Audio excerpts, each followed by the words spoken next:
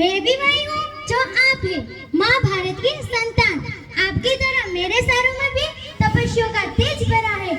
आज अपना परिचय इसलिए दे रही हूँ क्योंकि प्रणाम करके परिचय देना हम भारतवासियों की परंपरा है। मैं उस भारत से आती हूँ जिसके होठों पे गंगा और हाथों में तिरंगा है। वो भारत कभी सत्यम शिवम सुंदरम, कभी वंदे मातरम और कभी पंजाब सिंध गुजरात मराठा द्रविड़ उत्कल बंगा है।